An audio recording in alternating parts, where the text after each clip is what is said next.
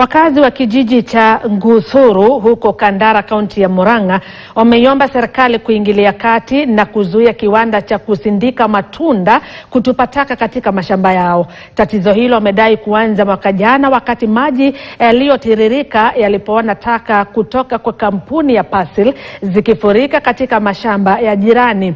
Majirani hao walidhani swala hilo litakuwa changamoto ya muda mfupi na walifika kwa uongozi wa kampuni hiyo ili kutatua, lakini maafisa wa kampuni hiyo walitembelea mashamba yao na kutathmini uharibifu huo, lakini hakuna hatua zaidi zilizochukuliwa. Maeneo duni kwenye kingo za mto Makindi ambayo hapo awali yalikuwa yamejazwa na mizizi ya kijani kibichi sasa yameonekana wazi, huku wakazi wakiendelea kuhesabu hasara zao.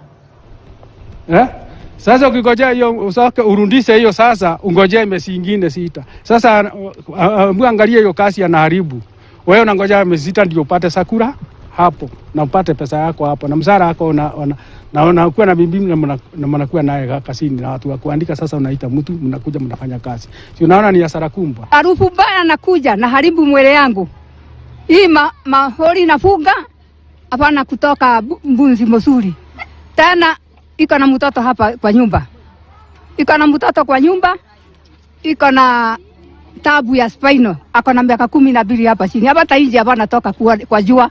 Analala tu. Anaangalia mimi ndio nampatia chakula na watoto yake 3 sababu mama alitoroka ngawasio watoto na wanatupa matakataka hii kwa shamba yangu.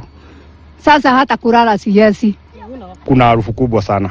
Kwa hivyo watu wamekuwa affected, lakini wakati imefika hii maramishi tumeipata.